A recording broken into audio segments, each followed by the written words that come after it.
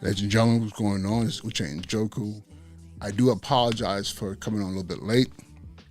Had some technical difficulties, which I'm working through right now. And now I got to figure out this camera situation. Let me see what's going on here. Hopefully I can get this all sorted out so we can start off with this episode of the Sneaker Principle podcast. And let me make sure what's going on here. I don't know what's going on with my camera, but it's all good though. I know that I'm streaming on multiple platforms right now, so please do me a favor, accept my deepest apologies as we count down the last minute before we start this episode of the Sneaker Principle podcast. This evening is going to be not the typical episode, and you'll find out shortly why. So hopefully the technology works on my behalf here. So please have some patience with me. We have about 30 more seconds. Let's see what we can do to make sure at least these cameras are working. Let me see here. If you're wondering where the music is coming from, this is from Artlist.io, copyright-free music. This song right now is called Days by Huan. So we have about a few more seconds left before we start this episode, and I'm really hoping I get some camera. Me, they know that every day when I'm breathing, it's for us to go farther. You know, every time I speak, I want the truth to come out. You know what I'm saying? Every time I speak, I want to shiver. You know, I don't want them to be like, they know what I'm going to say because it's polite. They know what I'm going to say. And even if I get in trouble, you know what I'm saying? Ain't that what we're supposed to do? I'm not saying I'm going to rule the world or I'm going to change the world, but I guarantee that I will spark the brain that will change the world. And that's our job, is to spark somebody else watching us. We might not be the ones, but let's not be selfish, and because we're not going to change the world, let's not talk about how we should change it. I don't know how to change it, but I know if I keep talking about how dirty it is out here, somebody's going to clean it up.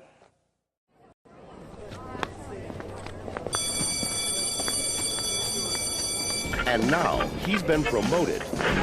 His job, principal. I'm crossing my fingers. Camera came back on. Good evening, everyone. This is Uche Njoku, Sneaker Principal. It is Friday night. I think the date is December 9th. Coming to you live from Westchester County, just right north of New York City. And again, my camera did some weird stuff. Let's see what's going on here. Let's see what I'm saying? I'm having some technical difficulties. Here we go. I don't know what's going on. The last couple of episodes, I feel like technology has not been working on my behalf, but it's all good because I still have a voice and you can hear me, and that's all that matters. This evening, first of all, I want to welcome all of you. Again, see, comment messages from the last episode popping up. I think my system is haunted. I don't know about you. Sometimes I feel like there's a ghost in the machine. For those of you old school anime heads, you know that movie Ghost in the Shell. I feel like there's a ghost in my machine. It's all good. But nonetheless, I am here this evening to talk to you, to engage with you. And this evening is going to be a little bit different. I have something that I haven't done in a while. And if you know anything about this podcast, the Sneaker Principle podcast, and Friday nights moving forward is just straight Sneaker Principle podcast. It's not any of the other variations. And don't get me wrong, all the variations are very, very important to me. But this right here is the old school. This is where it all started from during the pandemic when I said, all I need is a mic and a camera. I'm just going to go online live because the technology is there. And I just started doing a podcast. First of all, it wasn't even live. It was just recording, editing, and posting. Now, the evolution of technology, I can go live anytime I want to, and it's a blessing that the medium it exists for us to be able to voice consciousness and knowledge and experiences with a mic and a camera. And right now, anyone in the world who just clicks on a link can see me right now. That's just amazing. So this evening I'm gonna go a little old school. I'm going to share with you a pre-recorded interview that actually happened today, this afternoon, at about 3:30-ish, a little bit before 3:30. I had the pleasure of having one of our outstanding leaders in education, specifically here in New York City. But if you know anything about New York City school leaders, system leaders, and you know anything about specifically the Urban Assembly, you know, this is an organization that runs several schools throughout New York City, elementary schools all the way through high schools. And I had the expressed fond, you know, humbling pleasure of interviewing him. So first of all, before I play this interview, I want to tell you how it happened. I'm active on LinkedIn. I read LinkedIn, I post on LinkedIn, and I came across David Adams, who's the CEO. He's been the CEO for a year and 9 months, about to hit two years of the Urban Assembly Schools here in New York City. And I'm watching his content. I'm reading about him, and I was intrigued. But this young man, you know, is at the helm of leading thousands of children in New York City. And but not only that, something that's very special about Urban Assembly is that our present chancellor here in New York City and the previous chancellor, who was the first African American woman to hold the post of chancellor of New York City schools, were both principals of Urban Assembly schools. And with that being said, I was like, you know what? I gotta get this brother on. I gotta find a way to get this brother on. And honestly, all I did was I sent him a message on LinkedIn, and he said yes. So for those of you out there who are thinking to yourselves, I want to engage someone, you know, celebrity or someone of importance or whatever, or someone of note, but I won't do it because who am I to even ask? Listen, shoot your shot. You never know. And here, I just, you know, I reached out to him, and I had no expectancy of him reaching back out. And he did. He said, sure, I would love to be on your podcast. And it was about 3 weeks in the making. And this afternoon, we sat down, we had a conversation. It was a great conversation. So for this episode of the Sneaker Principal Podcast, I'm going to play this interview that I had with David Adams, the CEO, the Chief Executive Officer of the Urban Assembly here in New York City. You know, he is literally, if I may say so myself, he didn't say that I'm saying this. He is the chancellor pretty much of Urban Assembly Schools, which is a partnership with New York City schools, the New York City school system, but they have their own system, their own philosophy that's in play that has yielded great students, student leaders, teachers, school leaders, and honestly, the last two chancellors. So with that being said, okay, before I even jump on there, I see some comments here. And I see, please, I hope I'm not pronouncing this wrong, P-O-N-I, Pony. That's what I'm assuming. So it can only be Pony, Deborah Lado. Welcome. I want to give you a shout out and recognition for being here this evening. Thank you so much for joining us. And your first time watching, and I hope this episode is one that inspires you. And if you're listening right now, whether you're on TikTok, we're not on TikTok, I'm tripping. If you're on Facebook, please share this link. This is an episode that definitely should not be missed. If you're on YouTube, do the same thing. If you are on LinkedIn, definitely share this, okay? This man, David Adams, is heavy on LinkedIn, so make sure you share this so as many people see this as possible. And then, which is the last platform that I'm on? Facebook. My 30,000, actually, as of today, 33,000 followers on Facebook. Please, if you're watching this right now, share this. And again, please do so because, again, trust me, if you're an educator, if you're a parent, shout out to my brother Solomon. Good evening, my brother. You know, I hope you're well. I hope the wife and family are well. You know, your young one, much love to you. Again, Miss Deborah Lotto is coming to us on Facebook. So thank you. Listen, if you guys know my dilemma every week, Facebook is always stressing me out. I always feel like once I go on Facebook, I don't know if I'm on or not on, but now I know I'm on. So thank you so much for that, Deborah. And if there's nothing else, I'm going to shut my mouth for the next, I know it's going to be hard. I hope I don't fall asleep because I already saw this episode. I was part of this episode. I'm going to be awake. please engage deeply in this episode. Listen carefully. And I hope I didn't talk too much. Because I'll be honest with you, I was excited to have this brother on. And I hope that that I did him justice and I did this podcast justice.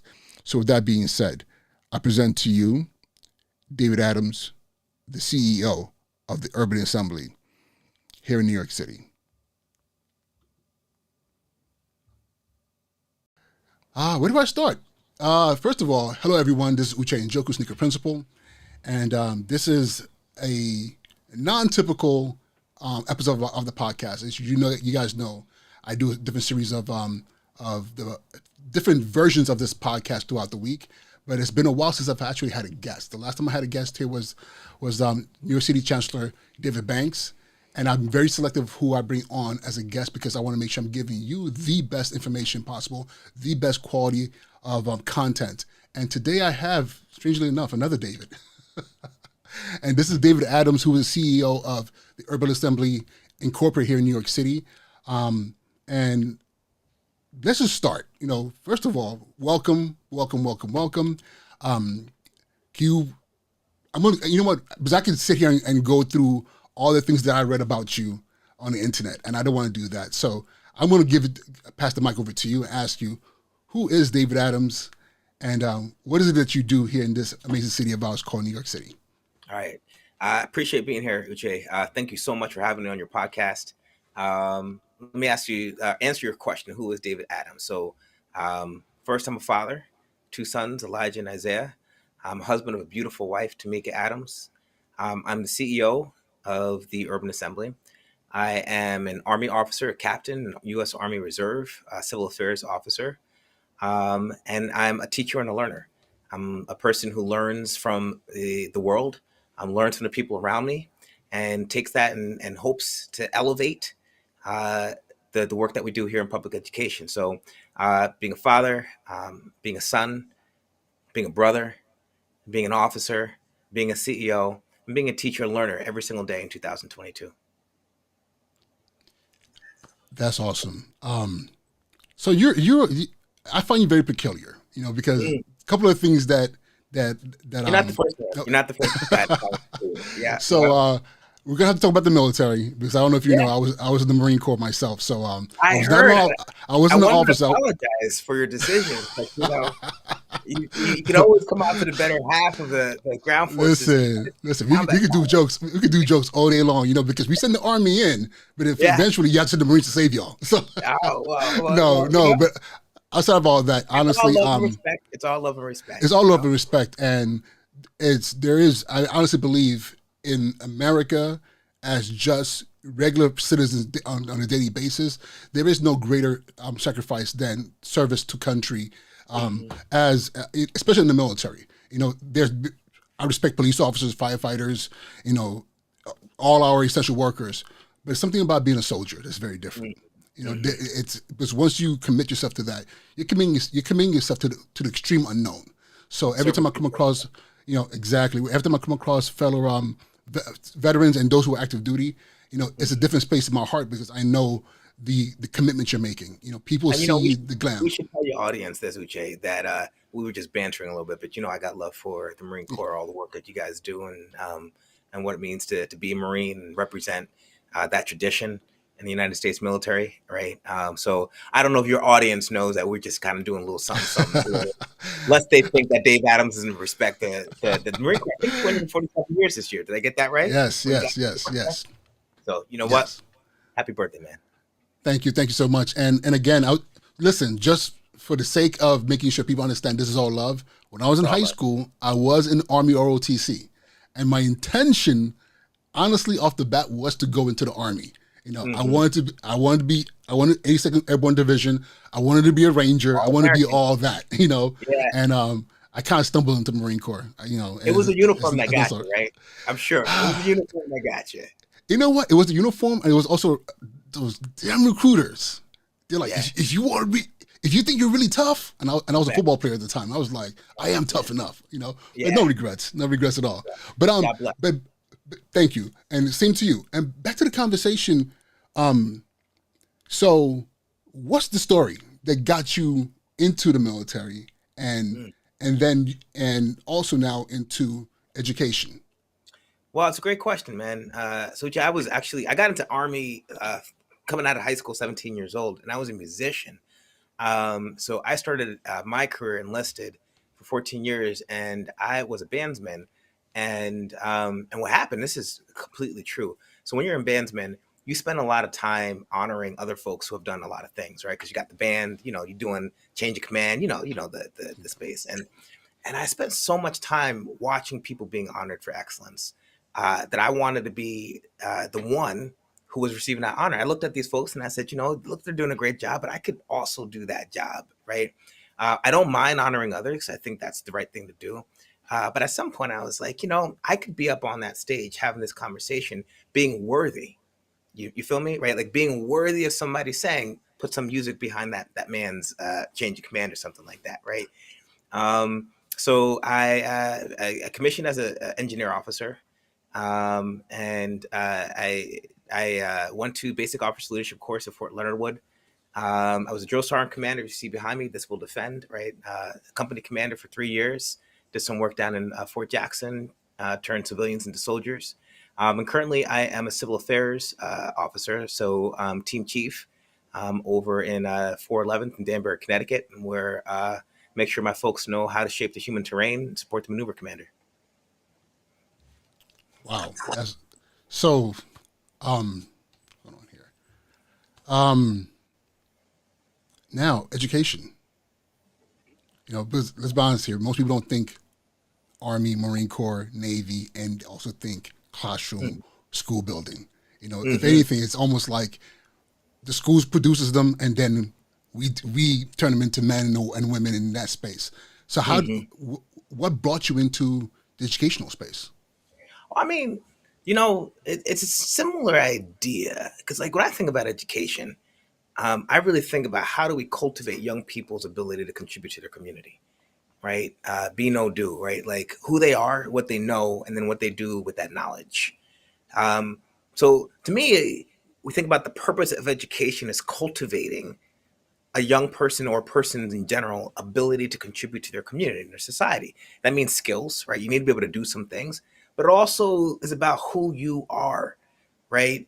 And so I've always thought about the role of education and these cultural institutions more than just how fast can you calculate, your times table or how many essays can you write in a five paragraph space.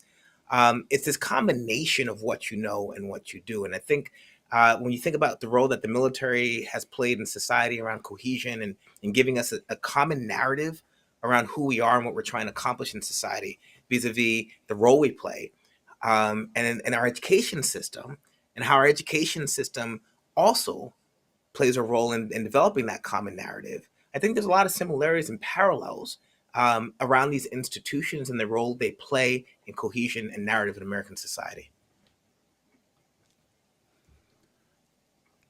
So what is the story?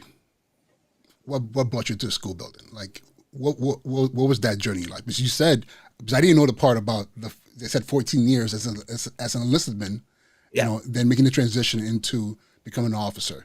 At Yeah. what point in time did you set foot into a school building, a school system? Like when did that happen, and what Oh, led to that? yeah. So I came out of Rutgers down in Jersey, studied psychology. I moved into the Center of Social Emotional Education that was in New York. Did school psychology at Fordham, educational psychology. I spent a year at the Health, Emotion, Behavior Laboratory at Yale. And that was the first school that I really worked at over in England, doing implementation science around emotional intelligence. Got back to New York, spent 5 years in District 75, supporting the social and emotional development of students with severe disabilities. Came over here to the Urban Assembly and spent about 8 years as the director of social and emotional learning, then a senior director of strategy, then the CEO, thinking about how we identify generalizable and scalable problem sets in education and solve for them. And we think about the role of education in society, and specifically in the Black community. The education is about refining who we are. It's about refining our ability to contribute. So without doubt, I was always going to end up in an educational space. It's just a question of what that space looked like And it turns out it's looked like a CEO of a network of 23 schools who are striving every day to innovate in public education. So you kind of make you just kind of sped through to CEO, and I'm like, hold up, bro, like because I know that journey to leadership is not as simple as that. Mm-hmm. So what was it like in the beginning of you just being within the public school setting? What were the challenges there? And then was it always in your view into the future that you would become CEO on that level, or was it something that happened accidentally? Like I give you an example. In my case, I came to New York City to be. First of all, I was trying to be a substitute teacher in California. That's where I grew up in Los Angeles. No kidding. And, Los Angeles. Inglewood. All right, yeah. So all my people out there in the wood represent. All right. So.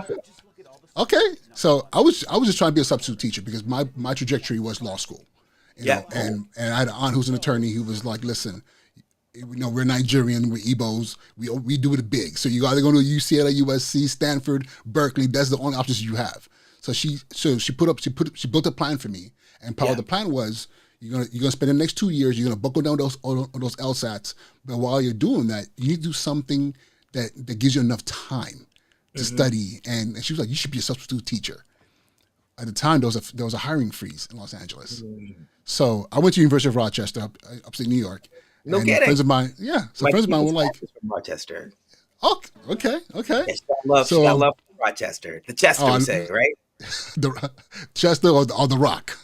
Or the Rock. All right, we got love for the Rock here at the Urban Assembly. And friends of mine were like, hey, come to New York. Listen, you get to chill with the homies. It's New York City. So I said, okay. And then someone told me about the New York City Teaching Fellows. So I thought to myself, 2 years, and I'm back in California at USC, at Stanford or somewhere.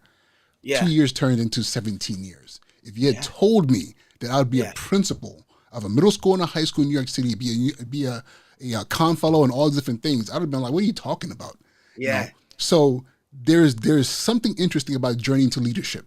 Sometimes where it's not clearly to me you sound like someone who's very focused. You cannot not be focused in the military. That's something that's put into us.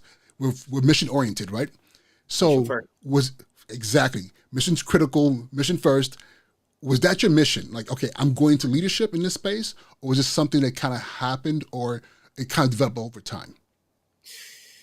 Look, I mean, I'd like to say that I kind of woke up and kind of meandered my path, but it wasn't. I always wanted to lead. I always knew I was going to be a leader. And the question is, what medium did I want to lead through, and what organization did I want to lead?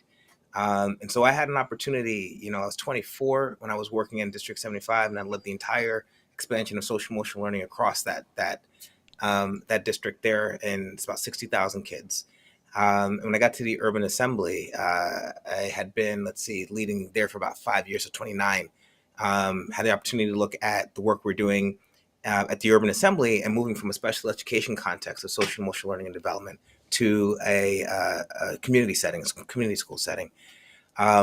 So to me, we wake up in the morning and we think about what is it that gives us purpose? What is it that gives us meaning? How do we give back and make sure that we're worthy of those who delivered us? And had no question in my mind that education was that path. And from the very beginning, I've always sought out opportunities to lead so that I could take the purpose that I had and create some meaning out of that for the rest of the school system and the organizations that I was supporting.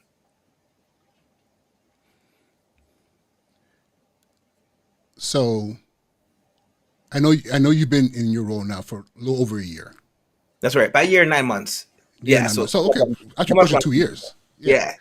So But who's counting?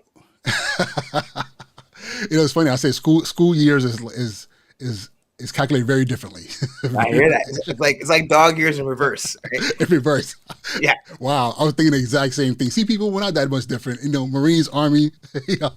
Same mindset. So same mindset. So you took over during one of the most critical times in U.S. history, especially in the history of education in America. Yeah. coming out of the pandemic, and you know, and I must tell you also that my background, we share another something else that we both share. I was a special ed teacher. That was something that the fellows brought me in as special education, and Yeah. so I spent the core of my education and most of my education philosophy is around that. So Yeah. that Great. whole I got love for my special ed teachers, man. So it's you hitting different. a lot of marks for me. We gotta get some drinks. For sure, for sure. And it's funny because I tell people all the time that and if I know this might be, I guess I'm bringing up the military thing again. I tell people all the time that because I was in the Bronx, so being a special education teacher in the Bronx Yeah. was my second time in the Marine Corps. Like Yeah. that was different, next level. Yeah. Because it's there are certain things that classes, graduate programs cannot prepare you for, I to hear be in you. those spaces. And so I know, especially as an educator, you are battle tested in the classroom. Like what's required of us in those spaces. What was the climate for you as a man, as a father, as a husband, as an educator, as a leader during the pandemic, especially seeing so much of what our children were going through, so much of what our teachers were going through. What was that like for you, and how did That you lead wasn't in under that? wasn't good. It wasn't good. It wasn't a good environment. It was very frustrating to see the quality of education our young people were experiencing. I mean, our leaders were working very hard to solve problems as fast as they came up. Um, but they came up a lot. Our young people were not getting the quality of education that we need them to have in order to contribute meaningfully to their community. And it's very hard to sit around and watch that happen, and not feel like we or I could make a better outcome. Um, we spend a lot of time thinking about how students were connected to school. I remember, man, kids spend 8 hours, 6 hours on their computers, and maybe their teachers only saw them for 15 minutes of that because they had their screens off. Um, I think I think we are now looking at what the outcome of that is in terms of how young people either are attached to the school during that time or didn't, and the quality of their learning. With regards to my leadership, is really about adapting to the situation and the environment as it was, and thinking about how we continue to solve for high quality education, given all the constraints that were being thrown at us. I think we did learn some interesting and important things. I mean, simple thing here on parent engagement, making sure that we can use some digital media to get to parents where they're at rather than having parents come to us. And that was a really nice lesson. Looking at how teachers were observing other teachers and giving that visibility so that practice spread more quickly through schools in terms of high quality practice. That was another good lesson. But I also remember just young people missing sports, missing prom, missing interactions, missing their friends. I remember my own son Elijah feeling super frustrated, when he was in remote learning and just trying to work through problems. And I recognize that there's a lot to teaching that's not just about the end product. That's not just about the artifact. It's about watching kids go through the process of learning. I remember when they opened up small groups in the pandemic that finally allowed young people to interact with each other so that it wasn't just a teacher mediated conversation all the time, teacher, student, teacher, student, teacher, student, one at a time. And at the end of the day, so much of teaching is paying attention to how kids learn. And I think what we really missed in that space is that we were focusing on work products and final products and giving feedback on those, which is a proxy for how well kids are learning. But it's not a substitute for watching kids really struggle with each other on a high quality task. So for me, it's about solving problems. We continue to solve problems during the pandemic, and we continue to solve problems now that are the result of pandemics, and we're going to have to be solving for quite some time. One of the things that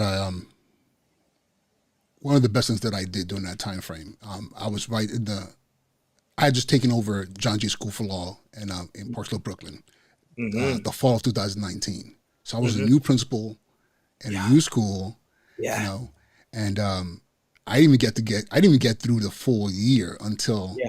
like the early 2020, everything went down, shut down. As a matter of son, I'm sorry. As a matter of fact, my son was born a week before the shutdown, so it was like fatherhood, and then Yeah. trying to figure out what was going on. And Yeah. it's funny because I still remember the moment that I realized something was not right, and this was like in December. We Yeah. were like, okay, this is crazy because what is this? What is this COVID thing?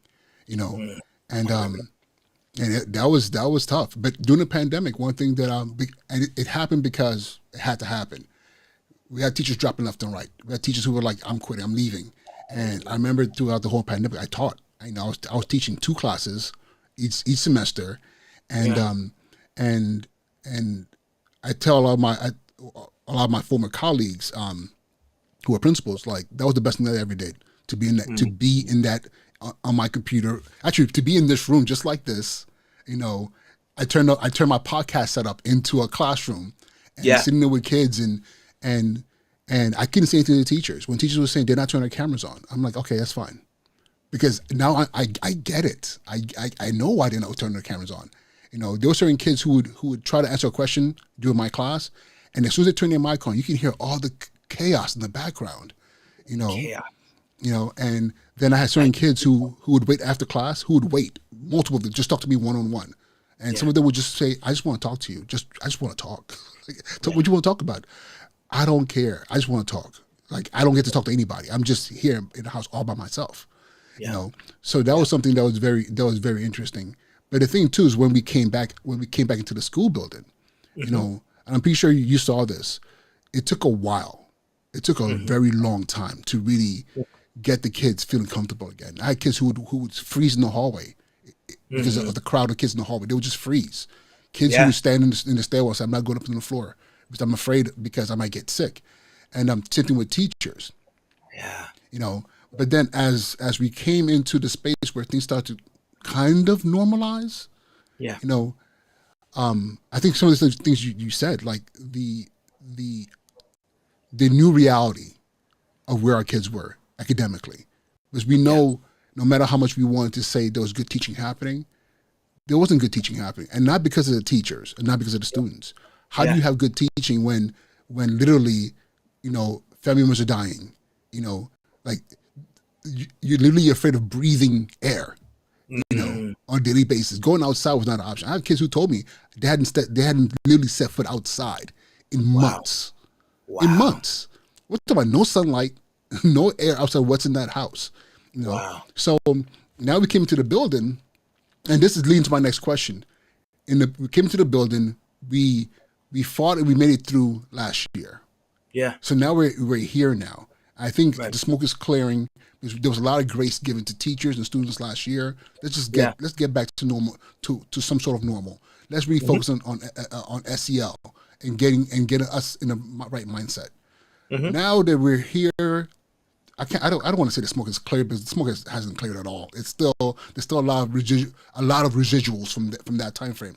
Yeah. But now, what is, and not necessarily urban assembly, but you as a system leader, engaging principals and engaging teachers. What do you see is the path that we need to take to really get our kids back on track? And I'm going to add one more thing. Seeing that with last year's test scores nationwide, they're talking about 30-year lows across the board nationwide. But what does that mean for the communities that we serve? Which those scores are probably 40, 50-year lows. So what has been the conversations you've had with other leaders within your organization, and how do we move our kids forward? How do we move teachers forward? Well, it's a great question, Uche, and I'll tell you this. For a long time at the UA, we were taking in students 4 and 5 years behind on grade level in 9th grade, and making sure that they were graduating college and career ready. And the things that we approached to do that, the way that we differentiated, the quality of the relationships, the way that we helped young people understand their strengths and challenges, and then move through curriculum at a pace that allowed them to be successful. That was always the work. And it's not just the UA, right? I mean, obviously I'm the CEO here. But a lot of our urban schools were really dedicated and always thinking about how do I take this child, sometimes from a third or fourth grade reading level in ninth grade, and get them to graduate college and career ready. And so I think we're faced with a similar kind of problem set now. It's more severe for sure, but it's not a shift in type. It's just a shift in intensity. And what I've noticed is that there are some schools who have never ever worked with kids who are not at their reading level or who are behind in mathematics, and feel sometimes like they have to throw up their hands, like, what are we going to do about this? But the fact of the matter is, we needed to solve for this before the pandemic. We need to solve for this now, and we need to ensure that we are taking the kinds of techniques and the kinds of approaches, and you talk about special ed, right? That every child is ready to graduate and can contribute to their community. So we're looking at a couple of different things. We're watching how schools are solving for this within our network. What are the kinds of solution sets that we can scale across our network so young people can be successful? The types of remediation that young people are taking part in, how to create supports, pull out supports, push in supports, 1 day a week, 4 days a week. What's the pacing and intensity that we need to be successful? But at the end of the day, this was always going to be a solution to some of the challenges that we saw in education to make sure that our young people are graduating on time and ready to contribute to their community. What about teachers? I mean, how has the shortage of teaching staff across the city impacted Urban Assembly? Has it impacted at all?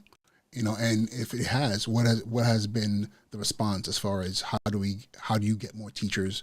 And maybe even a greater conversation of how do we get more people to even go into the profession? It's a challenge, my friend. It's a challenge. I mean, we are seeing shortage of special education teachers, as you would imagine. Our math and science teachers, right? We've seen our principals teach multiple courses and cover a day. Particularly, there was a time where there was this weird spiral where if a teacher was out or a couple of teachers were out, teachers who were there had to cover, and that burnt them out, and they would leave, and then there was this weird kind of cycle that was happening there. I think we're in a teaching crisis insofar as attracting people to the profession, and we're working on that in a couple different ways. We're looking at developing some teaching fellows by partnering with the Hunter College and thinking about how we can create residencies that are sustainable through funding with the DOE. We're looking at apprenticeships models and thinking about how do we bring people into the teaching profession through apprenticeships. The model I've seen the most, which is not necessarily one that turns around quickly, but a number of our teachers are former students from the Urban Assembly. A number of our schools have hired former students to help teach and to be teachers and inspire them to contribute to their community and to their alma maters. But I think we're going to need some policy solutions on this.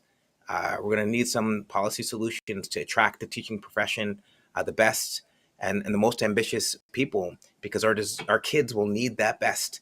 They'll need the most ambitious folks to move their work forward and so that they can graduate ready to contribute. You mentioned Hunter College, and I just have to do this. I think we have a mutual friend at Hunter who I told I was going to be talking to you. I'm Kenny. My man Kenny, of course, yeah. So he was like, make sure you tell him that's still what's up. Yeah. Yes. I have tremendous love for Hunter College. I did a fellowship there. I was a grade fellow at Hunter. And Yeah, I was part of their first class, and then last spring I had the honor of speaking to one of their classes of teaching fellows. So that was nice. As I'm leaving the profession, I'm talking to the next generation of teachers who are coming in the way I came in to education, to teaching fellows. So so that was a great honor. So I have two lines of questions, but I'm trying to make sure I put it. You know what? I'm going to go for the first one first, because again, Urban Assembly is a very special space. Very special space. I've always been a fan from a distance. I was fortunate enough to have been to have worked at the Roberto Clemente campus over in in South Bronx by Yankee Stadium, which is kitty corner from Law and Government. Yes. And Oh, yeah.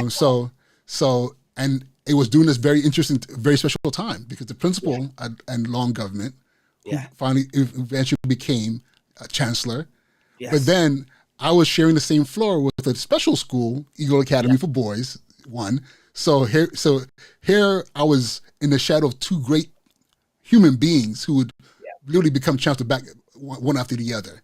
That's right. So what it is about what is it about Urban Assembly? Yeah. You know, we believe. We believe in the power of young people. We solve problems. We believe in each other, and we solve problems in community with each other. I know leadership is a difficult burden to bear. Folks see leaders, and they tend to see all the positives. The parking spot, and, the corner office. They don't always see the late nights. They don't always see the stress or the sleepless times where you're really worried about something. They don't always see the responsibility that real leaders take to make sure that every single year they're doing something a little bit better. And so what the Urban Assembly brings together is it brings together a sense of passion and belief that every single student has something to contribute to their community. Every single student. Two, that when we lead, we do it in community. We don't have to solve a problem for ourselves again and again and again. We can solve problems with each other, and we can support each other in solving those problems, right? And then three, we need to innovate in order to get to those solution sets. So we take the best and the brightest and most innovative leaders, bring them together in community, and make sure that they believe that every young person has a place in this country, in this community, and our job is to help them see that, bring it out of them, and inspire the rest of the system to do the same. That's I'm not even going to say that's amazing. That's just dope. That's just dope on so many different levels. I mentioned this to you before we started. One of the things that inspired me to create this space, in podcasting, has been about really motivating the next generation. Like I said, I kind of stumbled into this space, and I have no regrets. I'm the man I am today because I set foot into a classroom, into a special ed classroom with 6 kids in the Walton campus, in the Bronx, and from there it was just an incredible historic career for me, and no regrets at all. And like you mentioned earlier, we are facing this teacher shortage, and there needs to be a lot of policies about how do we create this space for our young and bright to want to come into education. This historical, I was just having a conversation with a friend of mine talking about historical context of teaching and how we know that after slavery, that was like, it was just known that was the way out. That was it. We had to learn how to read and write. We need to build infrastructure in our communities, and it was going to happen without education. Even I grew up, like, I was born in Nigeria, and I spent my initial years in Nigeria. We were a British colony. We also understood there the only way we would be able to gain any kind of self-governance was and take things back was through education. Yes. So there is clearly a crisis in the urban settings, especially in spaces that serve Black and brown children. And I am always trying to figure out, like, aside from policy, aside from all the things that needs to happen, what can you say to that person who's standing on the sideline saying, "Man, but y'all don't get paid. They don't get paid enough," or, "Man, them kids are bad. If that was me, I don't know if I could do that." Like, what is it to say? Because one thing I think is that's incredible to me. We have a lot of young people who go to colleges and they get these degrees, and they come out and they can't find work.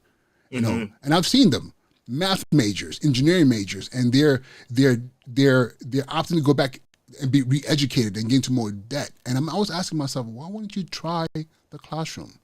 Even if it's just for a little while before you find that thing that you're looking for. Like, what would be your motivational speaks to them as far as that young person who's thinking, I don't know if I want to do that, but we know that we need them. I was talking to a buddy of mine, Ron Berger, and he's over at EL Education. And he reminded me that every single member of our community, every single student, it was a student of a teacher, right? And so there are some things that we do in our lives that are not just professions, but callings. And you know this as a Marine. It's not like you were making $1 million a year as an infantryman. I was. You know? Listen, I was a top Marine. Oh, did you get that contract, that special contract that I wasn't tracking? Listen, I got 3 hots in the cot. That's all. That was all that was guaranteed. I mean, you got a globe and you got an anchor, right? Amen. That's the truth. And there is a special kind of pride, and you know, obviously I'm not in the Marine Corps, but I respect the culture you guys built and how you create that culture, and specifically in infantry, of understanding your place in a larger picture, you know, and understanding what it means to have an honor with that space. And so I think we are living in a time, right, where we have moved a little bit away of honoring folks for their role in society and the role that they play in society. And instead we honor folks for the budget that they have, or, you know, the salary that they bring to bear. And to be fair, we could always use more money. We could always make more salary.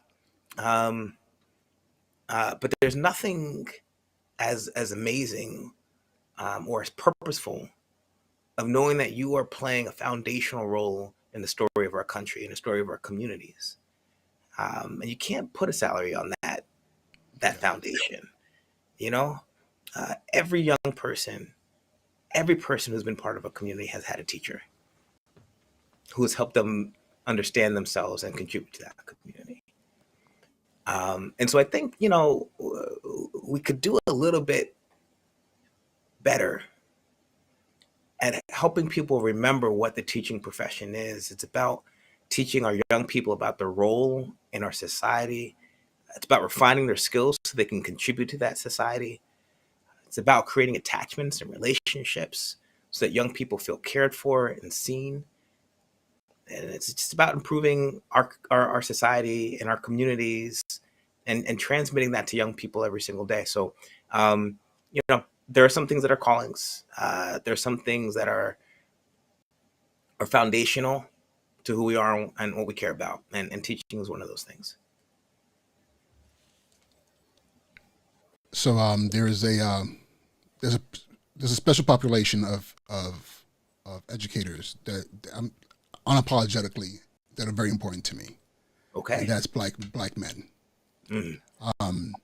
I can tell you one thing. I can tell you is this: the two teachers. I love what you said about every student has had a teacher. You know, Mm-hmm.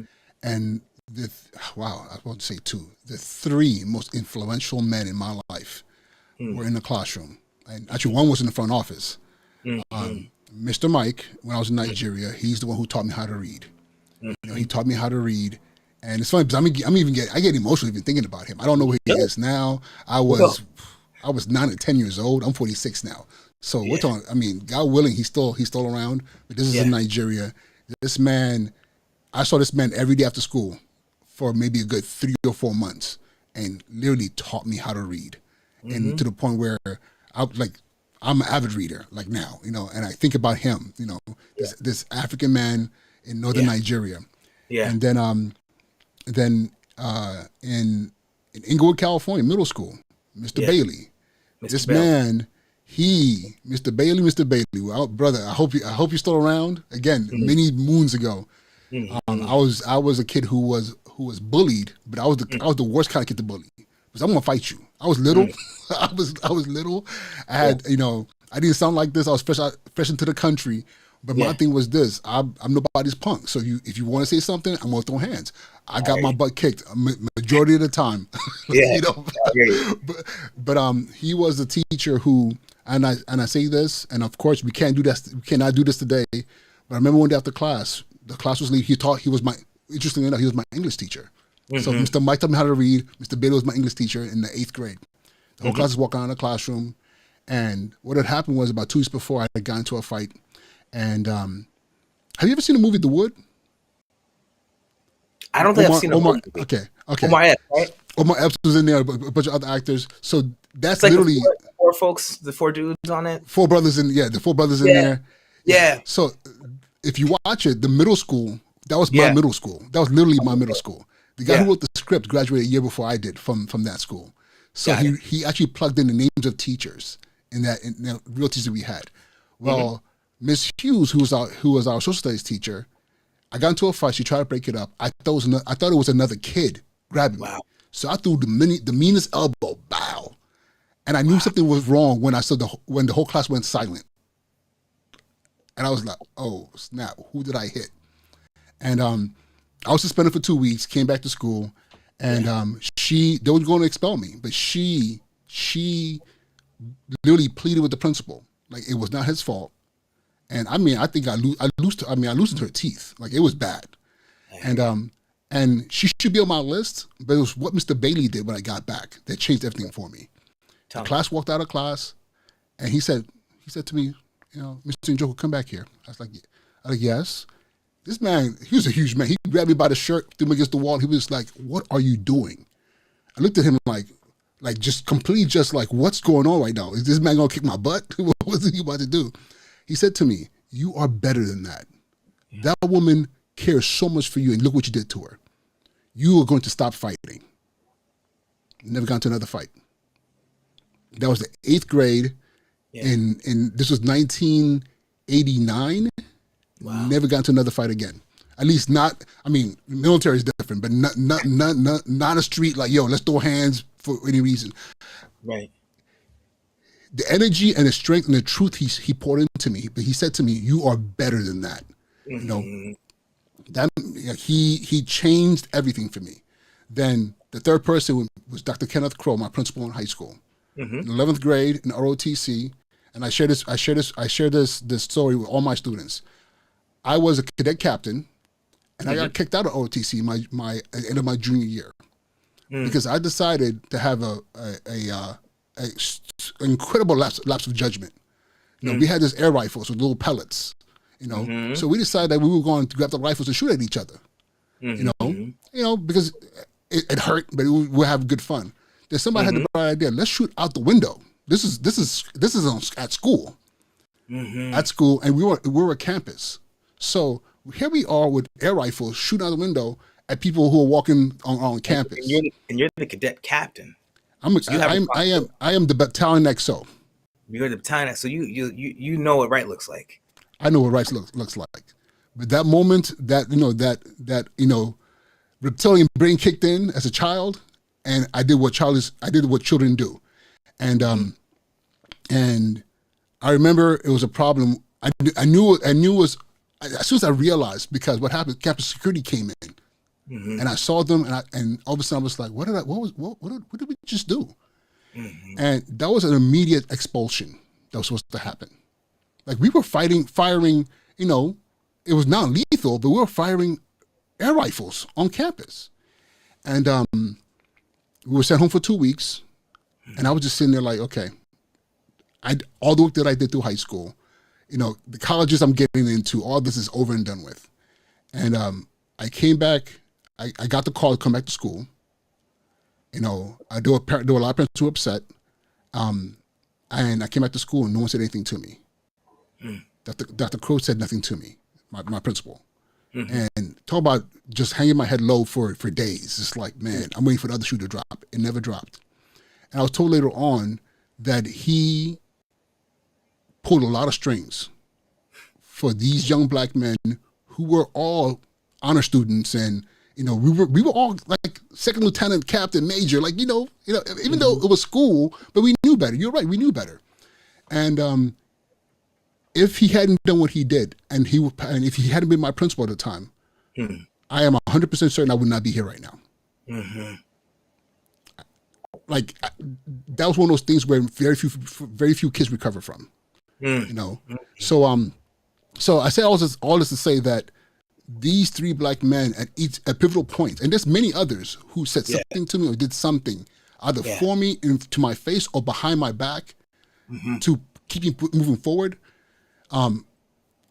Again, I'll say I would never be here. And in the course of my career, I've done the exact same thing for young people I've worked for.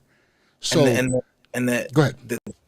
I mean, the call to action is to be worthy, right?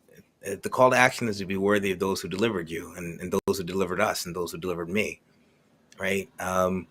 Is to be worthy of the investment, is to understand what they did and why they did it, and to be worthy of it, right? And to help folks understand that we can all be worthy of those who delivered us if we respect the investment that they've made. You know, when you said you were better than this, you know, and you heard that and you're like, I am better than this. But at the same time, we are all better than this. Yeah. Like every single young black man, you know, they're out here and when they're struggling and whatever decision you make today, we are all better than the worst parts of ourselves or the worst days that we have or the worst decisions that we make. But sometimes we can't recover from them, like you're saying. Right. So like we need to strive, man. We gotta be worthy of those who delivered us individually, but also as a community and as a people, right? Every day we got to be better than we were yesterday and uplift that sense that we were better than this. We are better than this. And if you're not today, you got to be tomorrow. And if you're not tomorrow, then you got next week. But there's always an opportunity to do a little bit better than you did yesterday. And we got to inculcate that in our young people and give them that sense of responsibility because you're not always responsible for yourself, right? I mean, it's easy to let yourself down, you know, Facts. but you can be responsible for your community. You can be responsible for the legacy of those who invested in us. You can be responsible for your classmates or your squad or your platoon, your company, right? Or you can be responsible for the folks who said, I'm gonna give them another chance. And that should give us strength. So I just wanted to riff off of the things that you're saying in terms of we're better than that. And it wasn't just you. We are all better than the worst version of ourselves and worst days that we have out there. Listen, those of you listening right now, I wish I worked for this man because I'm feeling like, can you give me a school? I'm ready to go into a school and go lead right now, you know. But thank you for that because it's very true, and these are things that we don't have enough opportunities to actually voice publicly and pour into people. So, black men in education. Again, I was fortunate. Inglewood, California is a primarily black suburb, you know, lower middle class black suburb in California, but it was us, you know, and of course my Chicano brothers and sisters were there too. But we were insular. I had black teachers. I had black school leaders. It was nothing unusual. You know, as a matter of fact, right here on the wall, I have a note that was left to me during the pandemic by one of my graduating seniors that said to me that her inspiration to hold on and graduate was the fact that at the right time, she had her first black principal, you know, all her childhood in New York City schools.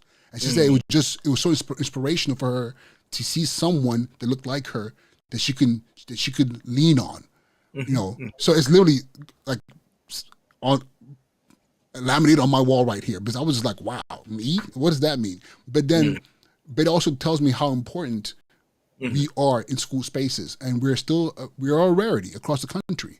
You know, so what do you think about that? How do we get more men into these spaces? You know, and what is the power that we hold in these spaces? You know, I know personally the power I held, but but I think some people who listen might not realize how essential they may be in a school space. Listen, I had a good colleague of mine, Byron Sanders. He's CEO of Big Thought down in Dallas, Texas. And I remember I went out to a conference and I was sitting with dinner with him just randomly in the group. And I asked him what he did as I'm CEO. And I said, oh, man, you look like, you know, a pretty young man. I think he was like 37, 38 at the time or 36. He said, yeah, you know, I did this thing. He was a presidential leader scholar, right? He'd met with President Bush and President Clinton. He had done these amazing things. And I thought to myself, this brother right here, man, I got to step up my game. You know, I thought I was killing it. I was half stepping, you know, and my half stepping felt like a full step to me, but then I seen him and I thought to myself, you know, I got to be great too. And he was one of the people that inspired me to just keep stretching to the next thing. And so the notion of this representation, it can't be understated. And I also want to name that as we think about that representation, we have to think about what we are representing as we get into these spaces. You know, there are some folks who are like, I don't want to have to be great to be in this space. I just want to be normal and that be okay. I don't want to have to work twice as hard as somebody else just to be in the same space as they do. And those are not attitudes that are going to help my children see greatness in me. You know, those are not the attitudes that got me to this space. And it's not the attitudes that are going to lift our community up. We just have to keep doing the work. And every single time somebody gets into a position of leadership, they need to feel that responsibility to move the work in the community forward. And that's just the bottom line. There are too many comfortable people out there, you know, too many people who just feel all right, you know, feel like, oh, I was owed this position because of something happened. And like, you're not owed a thing in our space. Every single thing must be earned. And when it is earned, it needs to be continually earned every day so that my children, right, when they come up, they see the path that I built for them. And they know that I built it with my hands, you know, and my back and on my feet and on my legs. And so that they have that inspiration to do it for their children and for their children. And it doesn't come from anybody but ourselves. Well said. Well said. We're coming down to the last few minutes of this episode of the Sneaker Principle podcast. So I want to just shoot some questions at you, some random questions. All right. Let's see. So how do you start your morning? You know, I roll out of bed and do my exercises, man. Like literally, Right. I got the thing right here. You know, my kids, I roll out of bed, I get the arm up, I do my push-ups. It is the first thing I do every single morning is exercise. Okay. What is your mindfulness practice? You know what? Sorry, let me just say, you can check with my wife and kids on. I'm not just fronting and flexing. You know, like no. Listen, I believe. Listen, that's me. I've told people this. Check this out. I was in the Marines in the 90s. Mm-hmm. I still get up at 5. Mm-hmm. I don't know how to turn it off. I get up at you. 5. I gotta do something. So I go. That sweet smell of PT at 5 o'clock in the morning, right, with the dew. You know what I'm saying? You know, the sun coming up. You know. And I think what it was for me was that I wasn't a Hollywood Marine. Even though I was from California, I didn't go to Pendleton. You know, not Pendleton, but I was at Paris Island. Yeah. So I was like Full Metal Jacket in the midst of that craziness. So it's something in my head. It's always there. So that's me too. First thing in the morning, I got to move the body. That's especially right. as you're getting older too. It's because it's even more necessary. So it ain't gonna move itself, my friend. You know? Amen. So mindfulness. You know, I know you're a big SEL guy. Sure. So what are your practices? How do you handle your stress? How do you center yourself? You know, I got a lot of stress. It's my job to take on the responsibility of solving problems. I play basketball. I love to play basketball. I love to be in community. You know, I don't know how you feel about this, man, but one of the things I miss when I'm outside the military is just that deep, intense bonding where people are just like, you know, I could tell who you are in the dark just by the way that you're walking, you know. So I like to be in community. I like to be in a relationship with people. I like to go out and sing some karaoke, you know, see people really put themselves out there. I play basketball with my brother. I enjoy that. Playing piano, Smash Brothers. You know, I'm an excellent Smash Brothers player, man. You tell your viewers, anybody want to challenge me, come to Urban Summer, give them what's up. So, you know. You heard it, guys. You've heard it. Challenge us out. David Adams, right? So, you know, just cultivating the kinds of relationships that sustain me. Making sure my relationship is strong with my wife. My relationship with my parents is strong. I live in this kind of web of relationships. And that's what keeps me strong. And so the quality of my bonds is the quality of who I am, and the better my bonds are, the better I can face the world. You have a young person in your presence, and you can't give them words. They're in crises. And let me frame it. They need to pick me up. The world is beating them down. You can't say a word, but you can walk to your bookshelf and give them a book. What book would that be? A Man's Search for Meaning by Viktor Frankl. Yeah. Okay. I mean, this is from the Holocaust. Viktor Frankl was an existential psychologist, and in the middle of being in a concentration camp, he is writing of his experiences and what that means, and the notion of suffering means in a psychological kind of sense of purpose. So his whole idea of logotherapy and what does it mean to find meaning and purpose in life, it always inspires me. Always inspires me. We if we can understand what he understood of the role of suffering and the role of purpose and how to make meaning out of that suffering to create a forward motion in your life, then there's nothing that we can't overcome. So absolutely, A Man's Search for Meaning. I try to read it once a year, but I get a little busy. That's dope. You what is the one place that you have not gone to yet that if you had only one opportunity to go to, and that's the last place you can visit, what would that be? If I could visit just one place I've never been to it, it's interesting. I used to love to travel. I am not a place traveler. I'm a people traveler. I like to go and find people and hang out with them. So like I'm less convinced and less like attached to I got to go to Mount Everest or like Japan, and more convinced and like I want to go to where the people are. Like Ariel said. If this be that modification, then what people? Good people. Good people. I So want to be regardless of borders, just good people. I want to be with good people. I want to be with that's good powerful. food, good people, good drink, and I'll be happy. Okay, you should come to Nigeria sometime. Great people. If you're inviting me, I ain't coming, my friend. All right, listen, we're planning a trip. We're planning a trip for this next year. So like if the time works out, I'll let you know. All right, I appreciate it.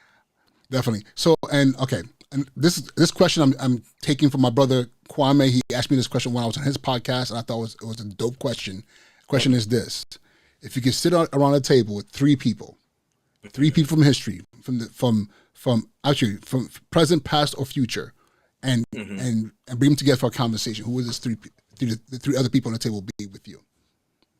Well, we got to start with Barack Obama. I think that man is an incredible person. He reminds us what we can do when we dream and believe in the promise and the premise of America and ourselves, right? So I'd have Barack.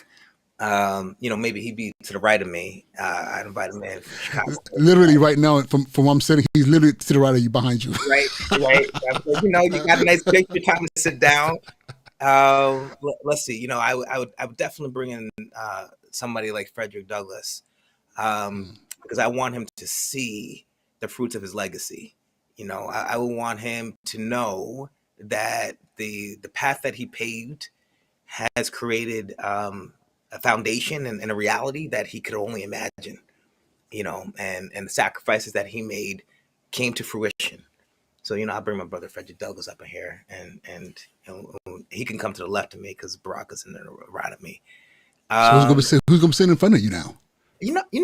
I would probably think that the person who was interested in me would be George Washington, because I think, again, in a different way, he also created a template for our country, limited as he was in terms of his imagination of what it could be.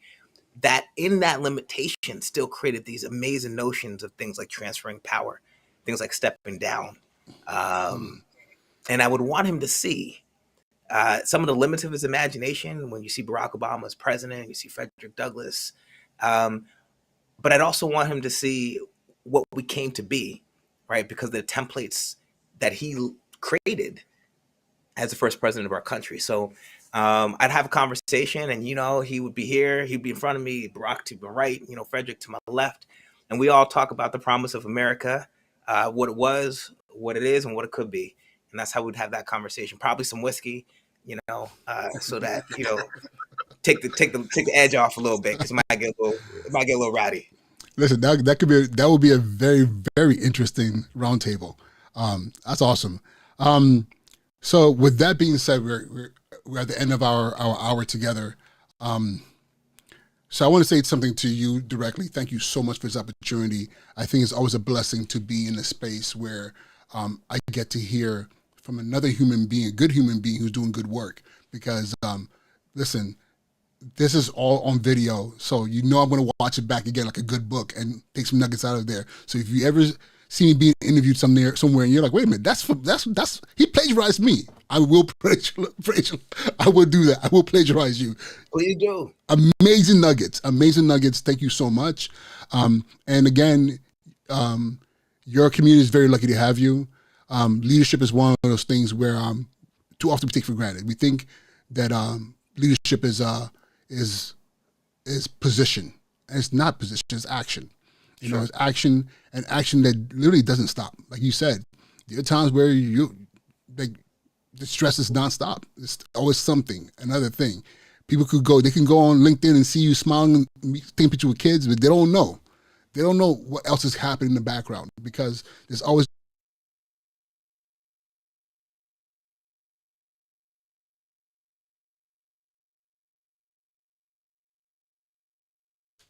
So, ladies and gentlemen, I'm back again. I do apologize for the abrupt end and cut to the episode. There's clearly some I don't know whether it was just kind of like the late buffering that kind of created like the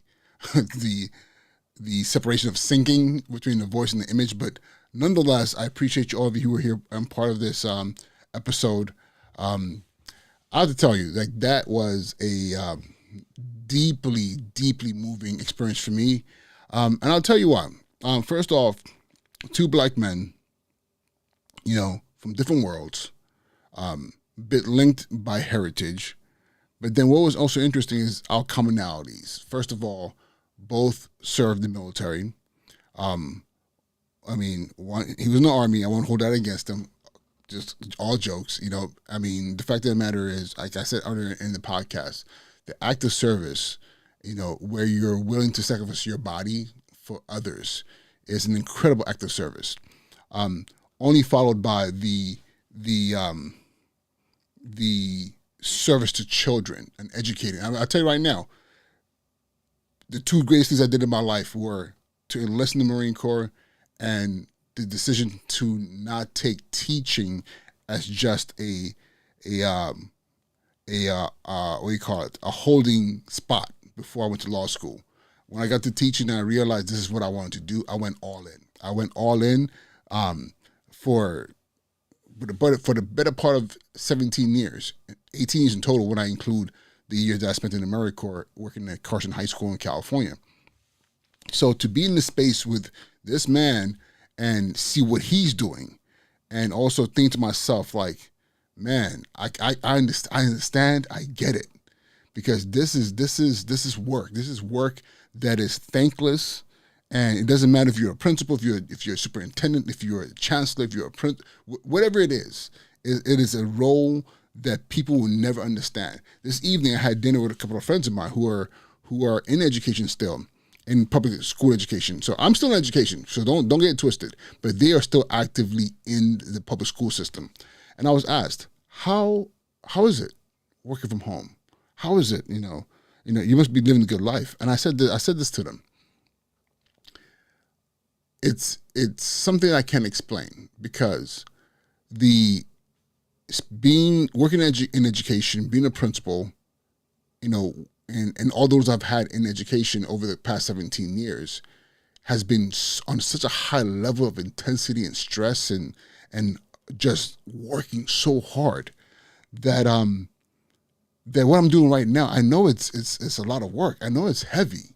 Like, I know what I'm doing right now. I'm the vice president of a company called Practice. And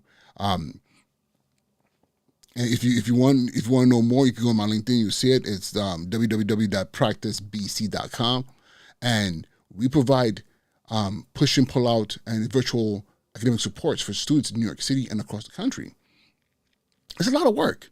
It's a lot of work, but it's not the same as being a leader of a school or a school system, because you answer to every single child, every single parent, every single teacher, the bus driver, the cafeteria workers. Everybody looks to you, for leadership.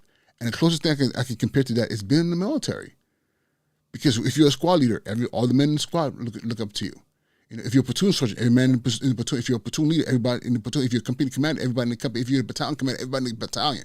There's always somebody looking up to you, and there's such a parallel there. So when I see him, I know what he has to face every single day, and all I can say is, this is a thankless and an amazing and intense work that he does, and it's incredible. So I'm grateful for this experience because it just validates the fact that I know that this is God's work. And I want to say thank you again to everybody who's listening this evening. Hopefully this was encouraging to you. And if you know somebody out there who's saying, I don't know if I want to be a teacher, it's a lot of work, whatever the case, tell them, encourage them. Tell them, like, you know what, we need more teachers. I'm going to tell you this right now, unapologetically. We need more teachers. We need more black teachers. We need more black male teachers, because a lot of our babies are out here looking for role models, and there are very few to be found. Not to say that nobody could be a role model to them, but it's different. Like I shared with you in the story, Mr. Mike, Mr. Bailey, and Dr. Crow. These three men had a direct impact on my trajectory to where I'm at today. Think about it. Mr. Bailey Mr. Mike tutoring me and helping me become a proficient reader. Mr. Bailey telling me to stop fighting. Then Dr. Crow giving me another chance in silence to fix the nonsense that I was doing. And guess what? What did I end up becoming? An educator, a special education teacher, a dean, assistant principal, a principal. And maybe one day I might be a superintendent. I don't know. I'm still young in these streets. But the fact of the matter is, this is a story that needs to be told over and over again. And I'm going to take this platform on as much as possible to bring more people in who could share their stories. So again, I'm going to stop right here. Definitely well over time. And I appreciate all of you, Deborah, Curtis, Lee, Solomon, those of you who jumped on the chat this evening. Thank you so much. I really appreciate each and every one of you. And I would definitely want to say, if you're listening to this, watching and listening to this on Rewind, please share this link to as many people as possible. Because again, it's not even about getting more followers or more likes and stuff like that. It's really about inspiring the future and making sure more people considering taking on this honorable, extremely honorable task and mission of being an educator. And you don't have to do it for the rest of your life. But if you just do it for a year or two, trust me, there's going to be children out there who are going to thank you for the rest of their lives that you were there present at the critical points of their development. So again, thank you again. Be well, be well, be well. Have a great night. And I'm going to close it off with this one last comment here by Lee Wins. Black male teachers matter. Thank you so much. Have an amazing night. Be well.